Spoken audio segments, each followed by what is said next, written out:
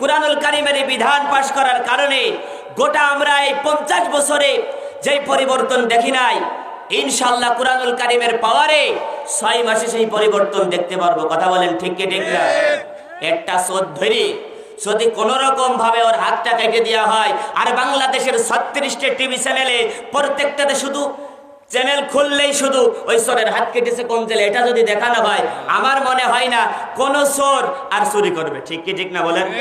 আজ বাংলাদেশের টেলিভিশন গুলো কি দেখায় জানেন? এদিকে আমার মুসলমান ভাইদেরকে ফ্যাসিস্ট সরকার মেরে শেষ করে দিচ্ছে, আর আমাদের বাংলাদেশের টিভি চ্যানেলগুলো দেখায় দিনাজপুরে 17 বছরের এক যুবক লেবু চাষ করে বাম্পার ফলন করেছে। বলি সুবহানাল্লাহ, সুবহানাল্লাহ। এদিক ভাইগুলো মাইরে শেষ করে দিচ্ছে, আর টিভি চ্যানেল খুললে বাতাবি লেবু করে বাম্পার ফলন হয়েছে, এগুলো দেখায়। ঠিক কি ঠিক না বলেন? আল্লাহর রহমতে আল্লাহ যদি চাই, এখন যেখানে যা হচ্ছে এগুলো দেখানো হচ্ছে, আমরা বলি আলহামদুলিল্লাহ, আমরা বলি আলহামদুলিল্লাহ। সম্মানিত ভাইয়েরা আমার, কিছু কথা না বললেই নয়। আমরা তো ছোটখাটো বক্তা। গত বছরের আগের বছর মহেশপুরে গিয়েছিলাম, যখন আল্লামা দেলোয়ার হোসেন সাঈদী রহিমাহুল্লাহ উনি যখন জেলে ছিলেন। মহেশপুরে আপনারা যারা জানেন তারা জানেন, আওয়ামী লীগের বিশাল একটা দাপট ওই জায়গা চলত। তো আমাকে আলোচনা করতে দেওয়া হলো। আমার আলোচনা শেষ মুহূর্তে গিয়ে আমি শুধুমাত্র বলছিলাম যে কোরআনের পাখি আল্লামা দেলোয়ার হোসেন সাঈদী রহমতুল্লাহ আলাইহির উনি যে কারাগারে আছে নির্দেশ, ওনার তো কোনো দোষ নেই, নির্দোষ, ওনার আমরা মুক্তি চাই। এই কথা কয়েকটি কথা আমি বলছিলাম। ওখানে যে সভাপতি সাহেব বলল, তাহলে তোমরা হুজুর আর খুঁজে পাওনি, কোন রাজাকারের মুক্তি চেয়েছে আমাদের মাহফিলে এসে?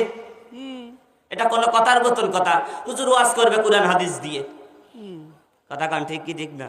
মানে তাদের ধারণা এটি যে এখন সাপোজ ধরেন আমার বাপ বিড়ি খায়, আমি যদি বিড়ি খাওয়ার কথা বলি, আব্বারে যাই বলে আব্বা বিড়ি খাতি নেই, বিড়ি খেলে ক্যান্সার হয়, ফুসফুস নষ্ট হয়ে যায়, এটা খাওয়া ঠিক না। আব্বা কবে তুই আমার নিজের সন্তান হয়ে তুই রক্তের সাথে বেঈমানি করতে পারলি? ঠিক কি ঠিক না বলেন? এখন যারা বসে আছেন এর ভিতরে যারা বেনামাজি আছে, আমি হুজুর যদি কখনো নামাজের ওয়াজ করি, আপনারা খুশি হবেন না বেজার হবেন? হুজুর কোরআনের ভিতর কত ওয়াজ রয়েছে, ওয়াজ আর খুঁজে পেলেন না, ওই শেষমেশ ওই নামাজের ওয়াজটাই করা লাগলো। ঠিক কি ঠিক না বলেন? এখন মনে করেন এখানে সুদকর ঘুষকর বসে আছেন, এখান থেকে বক্তা সাহেব যদি সুদের ওয়াজ ঘুষির ওয়াজ করে, যারা সুদ খায় ঘুষ খায়, এটা খুশি না বেজার? হুজুর মানে স্টেট থেকে নামলে বলে হুজুর চলেন অধিকারিতে যাই, একটু দই আর মিষ্টি আপনারা খাওয়াই নেই, আমার বিরুদ্ধে আপনি যে বাসটা দিলেন, বলবে না? দেখলে কেউ হুজুর ওয়াজ আর পাইলে না, তুমি সুদের ওয়াজটাই করে লাগলো। কথা কান ঠিক ঠিক না? এজন্যই কুরআনুল কারীমের কথাটা যার বিপক্ষেই যায়, ওই মনে করে হুজুর রাজনীতি করতেছে। আসলে বিষয়টা এমন না, যার বিপক্ষে যাচ্ছে ও মনে করে মনে রাজনীতি করতেছে। এখানে আমাদের যে মেহমান আসবে প্রধান বক্তা জিল্লুর রহমান বুলবুলি সাহেব, এখানে আপনারা কয়জন নামাজ পড়েন না, কয়জন সুদ খান, কয়জন ঘুষ খান, কয়জন বিড়ি খান, কয়জন সিগারেট খান? আমাদের মাহফিলের পরিচালক সাহেব মনে হয় ওনার কাছে একটা লিস্ট